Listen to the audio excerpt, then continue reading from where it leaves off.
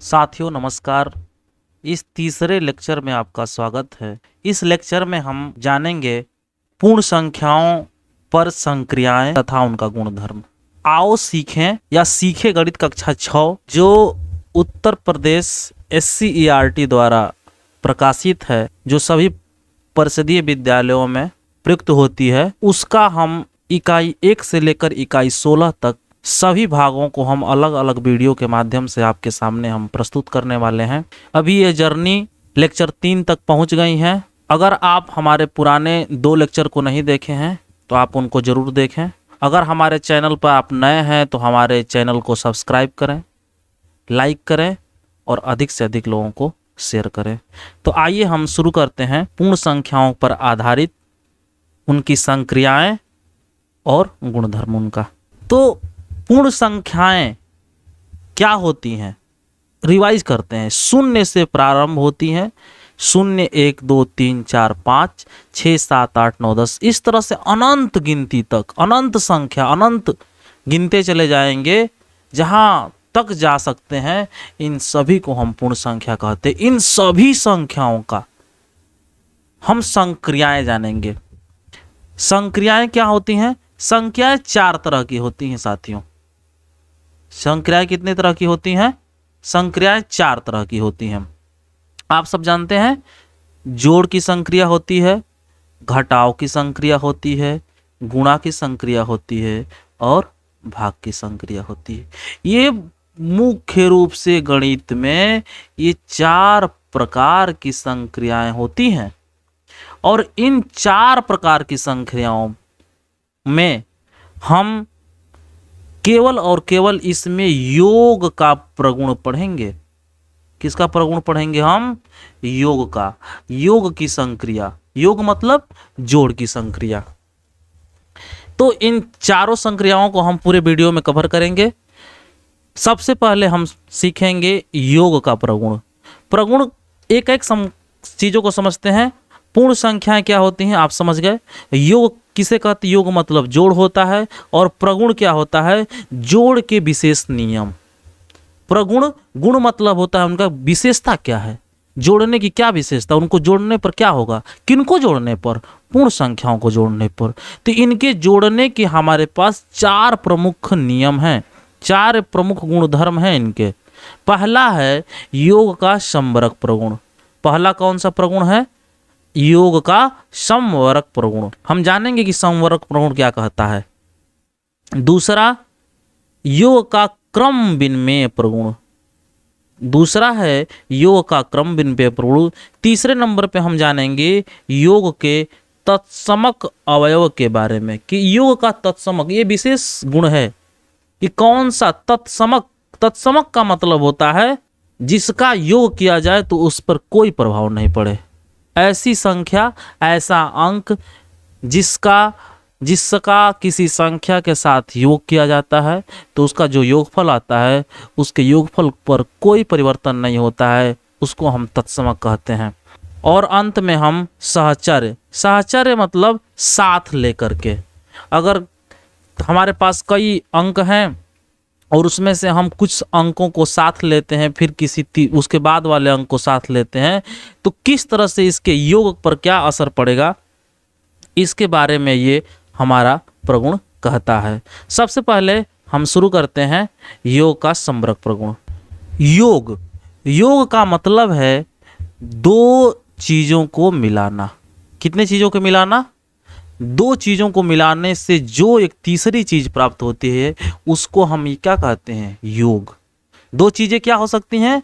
यहाँ हम पूर्ण संख्याओं की बात कर रहे हैं तो 2 पूर्ण संख्याएं हो सकती हैं। क्या हो सकती हैं? 2 पूर्ण संख्या। मान लीजिए हमारे पास कोई पूर्ण संख्या है 0 और 3। क्या है हमारे पास? पूर्ण संख्या 0 और 3। मान लीजिए कोई दूसरी पूर्ण संख्या है 5 और 10। कोई और पूर्ण संख्या 2 मांग लेते हैं।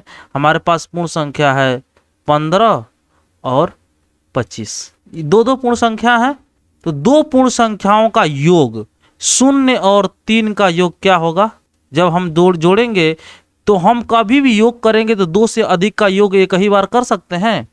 नहीं कर सकते हैं। तो ये प्रगुण कहता है, समवरक प्रगुण कहता है कि दो का युग्म, दो पूर्ण संख्याओं का युग्म का जो योग होगा उसको ही हम योग कर सकते हैं। दो ही हम पूर्ण संख्याओं का योग कर सकते हैं। तो 0 और 3 को हम मिला सकते हैं। क्या होगा? 0 और 3 हम जोड़ेंगे तो क्या हमें योगफल प्राप्त होगा? 3 प्राप्त होगा। 5 और 10 का योगफल हमें क्या प्राप्त होगा? 15 प्राप्त होगा। 15 और 25 का हमें योगफल क्या प्राप्त होगा? जोड़िए, 5 और 5 0, 10 का 0 1 हासिल हमें लगा, 2 1 3 1 4, मतलब हमें 40 योगफल प्राप्त हुआ। तो समवर्ग प्रगुण यह कहता है कि किसी भी दो पूर्ण संख्याओं का योग जो होता है उसका जो योगफल होता है, अगर दो हमारे पास पूर्ण संख्याएं हैं और उनको हम जोड़ते हैं तो हमारा जो योगफल आएगा वो भी एक क्या होगी? पूर्ण संख्या होगी। कौन सी संख्या होगी? पूर्ण संख्या होगी। कौन सी संख्या होगी? पूर्ण संख्या होगी। देखिए, दो संख्याएं 0 और 3, ये दो पूर्ण संख्या हैं। इनका जो योगफल आएगा, वो भी एक पूर्ण संख्या होगी। समवर्ग प्रगुण यही कहता है, दो पूर्ण संख्याओं का योगफल सदैव एक पूर्ण संख्या होती है। इसी को हम योग का समवर्ग प्रगुण कहते हैं। इसी को हम क्या कहते हैं? योग का समवर्ग प्रगुण। कहने का मतलब, अगर दो संख्याओं को, दो पूर्ण संख्याओं को अगर हम जोड़ते हैं तो जो उसका योगफल आएगा, जो उसका परिणाम आएगा, वो भी एक पूर्ण संख्या आएगी। इसे हम कहते हैं योग का समवर्ग प्रगुण। आप समझ गए? समवर्ग प्रगुण बहुत आसान है, मुझे आशा है कि आप समझ गए होंगे। अब आगे हम दूसरे नंबर पर देखते हैं योग का क्रम विनिमय। योग मतलब जोड़, क्रम विनिमय, क्रम विनिमय। क्रम मतलब होता है कोई चीज क्रम से जा रही है, 1 2 3 4 5, और विनिमय मतलब उल्टा कर देना, किसी के क्रम को हम पलट दें, बदल दें। किसी के क्रम को हम क्या कर दें? बदल दें। उसे ही हम कहते हैं क्रम विनिमय। मान लीजिए हमारे पास दो पूर्ण संख्या हैं, 7 और 3। दो पूर्ण संख्या हमारे पास है 7 और 3। पहले कौन सी है? 7 लिया, बाद में कौन सी पूर्ण संख्या लिया? 3 लिया। इसका हम क्रम बदलेंगे तो क्या होगा? पहले हम 3 ले लेंगे और बाद में 7 ले लेंगे। क्रम हमने बदल दिया। पहले नंबर पर हमने शुरू में क्या लिया था? 7 लिया था, और अब हमने क्या ले लिया? 3 ले लिया। अब हमने क्या लिया? पहले हमने 7 लिया था, बाद में दूसरे नंबर पर 3, और इसका हम क्रम बदल देते हैं। इसका हम क्रम बदल देते हैं, पहले 3 कर देते हैं, बाद में 7 कर देते हैं। तो योग पर इसका क्या प्रभाव पड़ता है? इन पूर्ण संख्याओं को का योगफल जो आएगा, क्या इस पे कोई प्रभाव पड़ेगा? कोई परिवर्तन होगा? तो 7 और 3 को का योगफल हमारे पास क्या आया? 10। और 3 और 7 का योगफल आया क्या? 10। क्या इसके परिणाम में कोई परिवर्तन हुआ? जो योगफल आया क्या परिवर्तन हुआ? नहीं हुआ। दोनों का योगफल क्या है? बराबर है। और दोनों क्या है? एक पूर्ण संख्या भी है। क्या है? एक पूर्ण संख्या भी है। इस तरह से हम कह सकते हैं कि कोई दूसरा उदाहरण लेते हैं। अगर हमारे पास मान लीजिए 2 है और 5 है, पहले हमने 2 रखा है, फिर बाद में 5, तो हमारा इन दोनों को योग करने पर क्या आएगा? क्या आएगा? इन दोनों को हमने योग कर दिया, क्या आएगा? 5 2 7। पहले हमने 5 रखा, फिर 2 रखा, हमें क्या प्राप्त हुआ? 7। दोनों स्थितियों में हमें जो परिणाम आ रहा है, जो योगफल आ रहा है, सेम आ रहा है, और जो परिणाम है वो भी एक क्या है? पूर्ण संख्या प्राप्त हो रही है। क्या प्राप्त हो रही है? पूर्ण संख्या प्राप्त होती है। क्रम विनिमय क्या कहता है? प्रगुण यही कहता है कि अगर हमें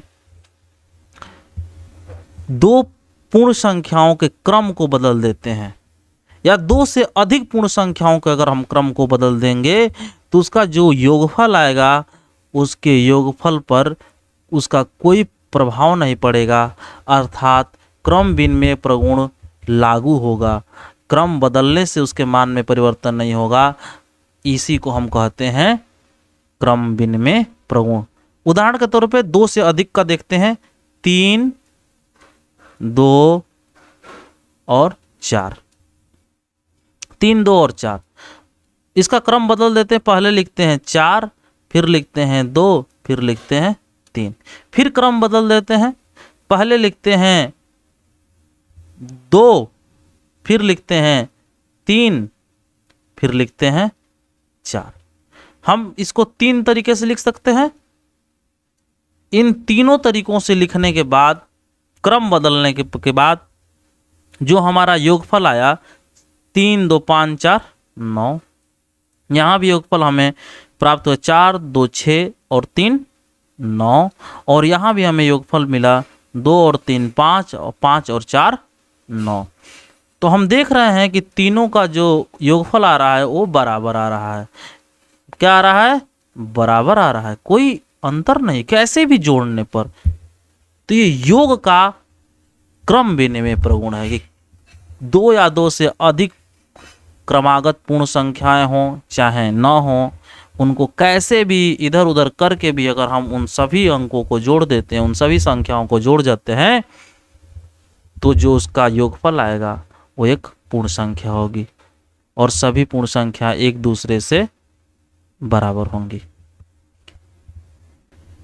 तीसरे नंबर पे हम आते हैं योग का तत्समक अवयव।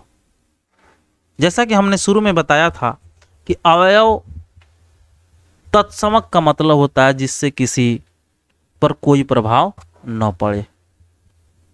किसी संख्या से में अगर उसको योग कर दिया, उसको जोड़ दिया जाए तो उस पर कोई प्रभाव नहीं पड़ेगा। जैसे मान लीजिए हमने लिख लिया 5। 5 एक पूर्ण संख्या है, तो हाँ बिल्कुल है। इसमें हम जोड़ रहे हैं, क्या जोड़ें नहीं पता है, कि जो हमारा परिणाम आए वो भी क्या आ जाए, प्रश्नवाचक है। यहाँ कौन सी संख्या होगी? हमारे पास 7 है, 7 में हम क्या जोड़ें कि जो परिणाम आए वो भी 0 है। 0 में हम कौन सी संख्या जोड़े कि परिणाम हमारा 0 प्राप्त हो? 3 दे दिए हैं और तीनों का उत्तर जो होगा वो कौन सा अंक होगा? वो 0 होगा। कौन सा अंक होगा? यहाँ 0 जोड़ देते हैं। यहाँ हम क्या जोड़ेंगे? 5 में हम 0 जोड़ते हैं तो परिणाम हमें क्या प्राप्त हुआ? 5। 7 में हम 0 जोड़ते हैं तो क्या परिणाम हमें प्राप्त हुआ? 7। 0 में हम 0 जोड़ते हैं तो हमें क्या परिणाम मिला? योगफल हमारा क्या मिला? 0। तो 0, ये 0 एक ऐसी अवयव है योग के लिए। किसके लिए? योग के लिए, जोड़ के लिए, कि यह किसी भी पूर्ण संख्या में अगर हम इसको जोड़ देंगे तो हमें कौन सी पूर्ण संख्या मिलेगी? वह स्वयं पूर्ण संख्या मिलेगी, जिसमें जोड़ेंगे वही मिलेगी, वही प्राप्त होगी। इसलिए 0 को हम तत्समक कहते हैं। इसलिए हम 0 को योग का तत्समक कहते हैं। ये प्रगुण है तीसरा, योग का तत्समक प्रगुण। अब आते हैं 4 नंबर पे, योग का साहचर्य प्रगुण। योग का साहचर्य प्रगुण।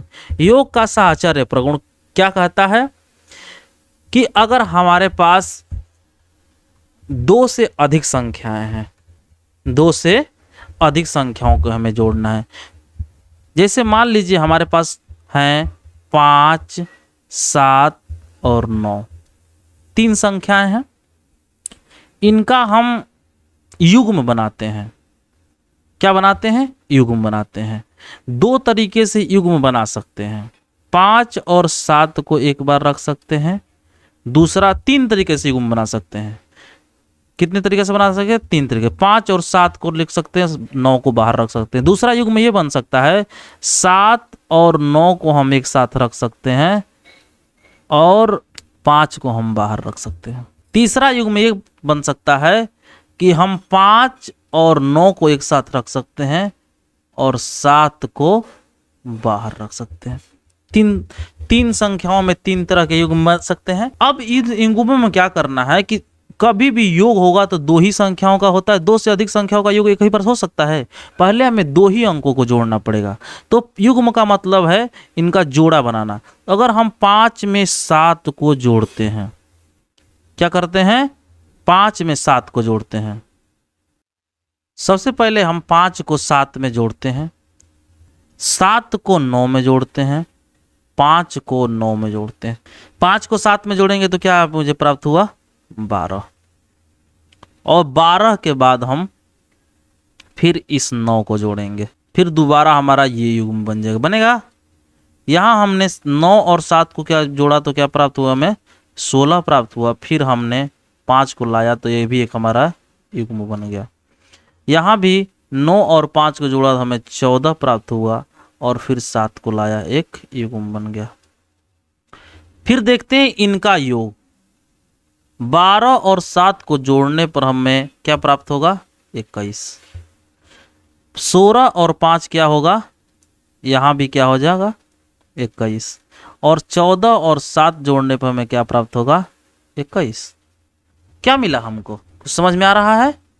देखिए, ये हमको इससे ये बात पता चल रही है कि 3 संख्याएं हैं और उनमें से किन्हीं भी 2 संख्याओं का युग्म बना ले। देखिए, यहाँ 5 और 7 का युग्म बना है, यहाँ 7 और 9 का बना है, यहाँ 5 का युग्म बना है। और उसके बाद जो बच रही तीसरी संख्या है, अगर हम उसको जोड़ते हैं तो उसके मान में कोई परिवर्तन नहीं आता, उसके परिणाम में कोई परिवर्तन नहीं आता। कैसे भी जोड़ें, युग्म पहले वालों को युग्म बना ले या बाद वाली संख्या का युग्म बना लें या बीच वाली संख्या का युग्म बना के हम तीसरी संख्या को जोड़ें, उससे उसके परिणाम में कोई परिवर्तन नहीं होता। इसी को कहते हैं हम योग का सहचर नियम। फिर से एक उदाहरण देखते हैं। 1, 3, बहुत आसान उदाहरण लेते हैं। 5। पहले हम शुरू वाले अंक को जोड़ के, ये 3 और 1 जुटेगा और फिर बाद में 5 जुड़ेगा तो क्या आएगा? 9। 3, 1, 4 और 5, 9। अब लास्ट के 2 अंकों को जोड़ते हैं। अब क्या करते हैं? इन लास्ट के 2 अंकों को जोड़ते हैं। 3 और 5 को क्या आएगा? 5, 3, 8, 1। अब बीच वाले अंक को जोड़ते हैं, बाहर वाले अंक को जोड़ते हैं। 1 और 5 को, 5 और 1, 6 और 3, 9। मतलब कैसे भी हम जोड़े, युग्म कैसे भी बनाए, हमें शुरुआत के अंकों का युग्म बनाए, चाहे बाहर वाले अंकों का युग्म बनाए, चाहे इन बाहर पहले और अंतिम वाले अंकों का युग्म बनाए, और युग्म बनाकर हम योग करते हैं तो हमें कौन सा परिणाम मिलता है? हमें एक ही परिणाम प्राप्त होता है। इस तरह हम कह सकते हैं कि योग का साहचर्य प्रगुण क्या है? लागू है। योग में जो साहचर्य प्रगुण है वो लागू है। इस तरह हम इस पूरे टॉपिक के अंतर्गत हम योग का संवरक प्रगुण हम पढ़ लिए। क्या पढ़ लिए? योग का संवरक प्रगुण पढ़ लिए। अब दूसरे नंबर पे आता है योग का पूर्ण संख्याओं का घटाने का प्रगुण। योग का पूर्ण संख्याओं का घटाने का प्रगुण अगले नंबर पे। तो वही चारों प्रगुण फिर से आएंगे। सबसे पहले आएगा संवरक प्रगुण। कौन सा प्रगुण? संवरक प्रगुण। पहला है संवरक प्रगुण। संवरक का मतलब क्या होता है? 2 अंकों का जो कोई भी हम संक्रिया करेंगे तो उसका जो परिणाम आएगा वो एक पूर्ण संख्या आएगी। तो हम लेते हैं 5 में से हम घटाते हैं 4 को, परिणाम क्या आता है? हमें 1 मिलता है। और 1 क्या है? एक पूर्ण संख्या है। दूसरा उदाहरण लेते हैं 7 ऋण 10, परिणाम मिला? कुछ नहीं मिला। 7 में से 10 घटेगा ही नहीं। कोई दूसरी संख्या लेते हैं 7 ऋण शून्य। क्या परिणाम मिल रहा है? कोई तीसरी लेते हैं, चौथे उदाहरण 4 ऋण 8 क्वेश्चन मार्क। क्या हुआ? इन दो जगहों पे हमें कोई उत्तर प्राप्त नहीं हो रहा है, या उत्तर जो मिल रहा है वो एक पूर्ण संख्या प्राप्त नहीं होगी। तो क्या घटाने पर समवर्ग प्रगुण लागू होगा?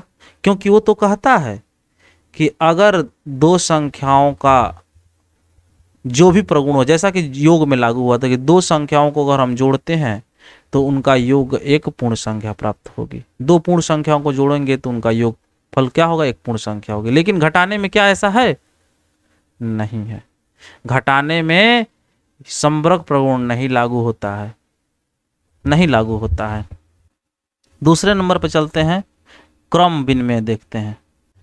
क्रम विनिमय प्रगुण, क्रम विनिमय का मतलब बदलना। उदाहरण हम फिर से लेते हैं, 3 ऋण 2। 3 में से 2 घटाया और फिर हम 2 में से 3 घटाया। यही है ना क्रम विनिमय, कि अगर 2 अंक हैं, 2 पूर्ण संख्या हैं और उनके क्रम को बदल दें तो उनके जो उत्तर आएगा, जो परिणाम आएगा, उसमें कोई परिवर्तन नहीं होगा। क्या यहाँ हो रहा है? 3 में से 2 घटाने पे यहाँ उत्तर हमें 1 मिल रहा है, और 2 में से 3 घटेगा? नहीं घटेगा। दूसरा उदाहरण लेके देखते हैं, 4 में से हम घटाते हैं 3 और 3 में से हम घटाते हैं 4। क्रम विनिमय हो गया। तो 4 में से 3 घटेगा तो क्या मिलेगा? 1, और 3 में से 4 घटेगा? घटेगा नहीं, मिलेगा। तो इस तरह से यहाँ भी क्रम विनिमय प्रगुण लागू नहीं होता है। कहने का मतलब घटाना अगर कहीं दिया गया है तो हम इधर का उधर नहीं घटा सकते, उससे उसके परिणाम में अंतर आ जाता है। कोई दूसरा लेते हैं, अगर 5 में से हम 2 घटा देते हैं, उत्तर क्या आया? 3, और 2 में से 5 घटेगा? नहीं घटेगा। प्रूव हो गया। तीसरे नंबर पे आते हैं। तीसरे नंबर पे हमारा प्रगुण है तत्समक अवयव। तत्समक अवयव कौन सा अवयव? तत्समक अवयव। योग का तत्समक अवयव कौन सा है? शून्य है। और क्या घटाने का तत्समक अवयव शून्य है? बिल्कुल है। उदाहरण के द्वारा देखते हैं, 5 में से हम अगर कौन सी संख्या घटाएं कि हमें वही परिणाम प्राप्त हो? 3 में से हम कौन सी संख्या घटाएं कि हमें 3 ही प्राप्त हो? तो घटाव का तत्समक क्या हो जाएगा? शून्य। घटाव का तत्समक क्या है? शून्य। 5 में से 0 घटाएंगे 5 आएगा, 3 में से 0 घटाएंगे तो 3 आएगा। तो इसमें हम समझे कि तत्समक प्रगुण क्या है, कि अगर किसी पूर्ण संख्या में से अगर 0 को घटाते हैं, 0 एक पूर्ण संख्या है, 0 पूर्ण संख्या घटाते हैं तो परिणाम हमें वही प्राप्त होती है। इसलिए हम 0 को पूर्ण संख्याओं का तत्समक कहते हैं, घटाव का तत्समक अवयव कह सकते हैं। तीसरे नंबर पे हो गया। और चौथे नंबर पे हम घटाव के लिए हम देखते हैं साहचर्य प्रगुण। साहचर्य प्रगुण याद करिए, कोई भी 3 संख्या लीजिए, 1, 5, 8, और 2 संख्याओं का युग्म बनाइए। 1 और हमने 5 का युग्म बना लिया। 1 धन, धन नहीं, ये घटाना। 1 और 5 का युग्म बनाइए, 1 धन। 5 और 8 का युग्म बनाइए। किसका बनाएंगे इस बार? 5 और 8 का पहले बनाते हैं। 5 ऋण, क्या घटेगा? और फिर उसमें से 1 घटाइए, घटेगा? घटेगा ही नहीं। दूसरा कोई उदाहरण ले लेते हैं, 6, 3, 2। हमने युग्म बनाया 6, 3, 2 है, युग्म बनाया हम 6 और 3 का, इसका युग्म बना दिए। 6 में से 3 घट जाएगा, घटाइए, क्या परिणाम मिलेगा? 3 मिलेगा। और 3 में से फिर क्या घटाइए? 2 का, क्या परिणाम मिला हमें? 1 मिल गया। इस तरह से परिणाम। फिर हम इसको देखते हैं यहाँ कि क्या हम युग्म बदल देते हैं, 6 और 2 का युग्म बनाते हैं, मतलब 6 ऋण 2 और फिर ऋण 3। 6 में से 2 घटा, हमको 4 प्राप्त हुआ। 4 में से 3 घटा, हमें क्या मिला? 1 मिला। यहाँ भी 1 प्राप्त हो रहा है, यहाँ भी 1 हमें मिल रहा है। तीसरा युग्म बनाते हैं, 3 में से 2 घटाते हैं और फिर हम घटाते हैं 6। 3 में से 2 घटा, क्या मिला? 1 मिला। और 1 में से 6 घटेगा, नहीं घटेगा। क्या मिला? हमें कुछ प्राप्त हुआ? नहीं प्राप्त हुआ। मिला? नहीं मिला। इस तरह से हम कह सकते हैं कि योग का जो साहचर्य प्रगुण है वो लागू नहीं होता है। क्या होता है? वो लागू नहीं होता है। अगला टॉपिक है पूर्ण संख्याओं में भाग की संक्रियाएं। भाग की, किसकी संक्रिया? भाग की संक्रिया। साथियों, गुणा की संक्रिया का एक अलग से वीडियो बन चुका है, क्योंकि वो एक बड़ा टॉपिक है, इसलिए हमने इसमें गुणा का संक्रिया को नहीं रखा है। गुणा का संक्रिया के लिए एक स्पेशल वीडियो बना है, आप उसको हमारे चैनल पर जाकर देखिए। हम उसका लिंक इस वीडियो के डिस्क्रिप्शन में भी डाल देंगे, आप वहां से चेकआउट कर सकते हैं, उसको देख सकते हैं। और हमारे चैनल पर आप नए हैं तो हमारे चैनल को सब्सक्राइब करिए। वीडियो अच्छी लगी है तो लाइक करिए, अधिक से अधिक लोगों को शेयर करिए, जिससे कि हमारा मोटिवेशन बना रहे और हम नए इसी तरह के नए वीडियो लाते रहें आपके लिए। तो पूर्ण संख्याओं में भाग की संक्रिया, इसमें 4 टॉपिक हैं। इन 4 टॉपिकों को हम कवर करने वाले हैं। पहला है भाग की संक्रिया में संवर्ग प्रगुण का परीक्षण। दूसरा है शून्य से पूर्ण संख्याओं में भाग का परीक्षण, शून्य से पूर्ण संख्याओं में हम भाग देंगे। तीसरा है 1 से, किसी भी पूर्ण संख्या में 1 से भाग का परीक्षण। और चौथे नंबर पे शून्य में किसी शून्येतर, शून्य में किसी शून्येतर। शून्येतर का मतलब होता है शून्य के अलावा, शून्येतर का मतलब होता है शून्य के अलावा, शून्य को छोड़कर। शून्य नहीं होनी चाहिए। शून्य को छोड़कर क्या हो सकता है? 1 2 3 4, मतलब प्राकृतिक संख्या से भाग देने पर क्या होगा। सबसे पहले हम देखते हैं भाग की संक्रिया में संवर्ग प्रगुण का परीक्षण। जैसे हमने उदाहरण लिया, 6 में हम 2 का भाग दे रहे हैं, कितने बार जाएगा? 3 बार जाएगा। परिणाम हमें क्या मिला? भागफल हमें क्या मिला? 3 मिला। क्या मिला? 3 मिला। 3 एक पूर्ण संख्या है? बिल्कुल सर। दूसरी संख्या देखते हैं 15। 15 में हम 2 का भाग देते हैं, 2 5 10। 5 में से शून्य जा 5, 5 में से शून्य जा 5, किससे? घटाने के तत्समक अवयव से। और 1 में से 1 जाए तो शून्य। फिर 2 का पहाड़ा कितने बार करेंगे? 2 बार। 4 आया, 5 में से 4 जाए 1, परिणाम हमारा आ गया 52। लेकिन यहाँ शेष बच रहा है, शेषफल बच रहा है, पूर्ण रूप से कट नहीं रहा। तो जब ये पूर्ण रूप से नहीं कटेगा, पूर्ण रूप से भाग नहीं जाएगी, तो संवर्ग प्रगुण फॉलो कर रहा है। क्या हमें परिणाम एक पूर्ण संख्या मिल रही है? नहीं मिल रही है। तो भाग की संक्रिया में पूर्ण संख्या हमें प्राप्त नहीं होती है। क्या होती है? शून्य पूर्ण संख्या हमें प्राप्त नहीं हो सकती है, नहीं होती है। मतलब भाग की संख्या में ये प्रगुण लागू नहीं होता है। अगले नंबर पे आते हैं, जो दूसरा है शून्य से पूर्ण संख्या में भाग का परीक्षण। कोई भी हम संख्या लेते हैं, जैसे मैंने मान लीजिए आप लोगों के सामने 8 ले लिया, और 8 में हम किसका भाग दे रहे हैं? शून्य का। 8 डिवाइड बाई शून्य। शून्य का हम पहाड़ा कितने बार पढ़ेंगे? 1 बार पढ़ेंगे। क्या आया?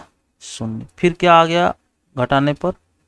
शून्य का पहाड़ा हम 2 बार पढ़ेंगे, फिर आया शून्य, फिर आ गया। कितनी ही बार हम पहाड़ा पढ़ाते जाएं, पहाड़ा पढ़ते जाएं, मतलब भाग देते जाएं, कितना ही बार हम भाग दें, लेकिन क्या हमारा जो ये भाजक है कम हो रहा है? नहीं हो रहा है। मतलब किसी संख्या में अगर शून्य का भाग देते हैं तो 1 बार 2 बार 3 बार 4 बार, कितना ही बार हम भाग देंगे, ये परिभाषित नहीं है, अनंत हो जाएगा, अपरिभाषित है। क्यों? उत्तर इसका एक ही आ ही नहीं रहा। 1 बार भाग दें, 2 बार भाग दें, 3 बार दें, अनंत बार भाग दें, नहीं। तो पूर्ण संख्या में, किसी भी पूर्ण संख्या में शून्य से भाग देने पर परिणाम हमें क्या प्राप्त होता है? अपरिभाषित, डिफाइंड नहीं है, अपरिभाषित। अपरिभाषित का मतलब है उसको बताया नहीं जा सकता है, उसकी परिभाषा ही नहीं है क्या आ रहा है। समझ गए आप? बिल्कुल, आशा है हमें आप समझ रहे होंगे, काफी धीरे धीरे मैं पढ़ा रहा हूं। पूर्ण संख्याओं में एक से भाग का परीक्षण, उदाहरण लेते हैं 3, 3 में 1 का भाग देते हैं, क्या परिणाम आएगा? 3। 10, 10 में 1 का भाग देते हैं, क्या परिणाम आ रहा है? तो हम किसी भी संख्या में अगर हम 1 का डिवाइड करते हैं, क्या करते हैं? 1 से हम भाग देते हैं, वो स्वयं संख्या आती है। कहने का मतलब 1 क्या है? भाग का तत्समक अवयव है। क्या है? तत्समक अवयव। 1 क्या है? भाग का तत्समक। क्यों? क्योंकि किसी भी संख्या में, कोई भी संख्या हो, 10 मैंने लिया ही था, 25 में भागा 1 से करते हैं, क्या परिणाम मिला हमें? मतलब ऐसी संख्या जिससे भाग की संक्रिया करने पर परिणाम स्वयं वह संख्या प्राप्त होती है, उसे हम तत्समक कहते हैं। और भाग का तत्समक क्या है? 1। योग का तत्समक क्या है? मैंने पीछे बता चुका है, 0। और घटाने का तत्समक क्या है? 0 का है। लेकिन भाग का तत्समक अभी आपने देखा 1 है। अगले नंबर पे है किसी भी शून्येतर संख्या से, शून्य में किसी शून्येतर भाग संख्या से भाग का परीक्षण। शून्येतर मैंने बताया शून्य से अलग, शून्य को छोड़कर। तो शून्य में मतलब शून्य है और शून्य के अलावा, मतलब 1 से मैंने भाग दे दिया। शून्य है, शून्य में हम 5 से भाग दे, शून्येतर हो गया 5 ना। नीचे वाला जो हर है शून्य से अलग होना चाहिए। तो इसका परिणाम क्या मिलेगा हमें?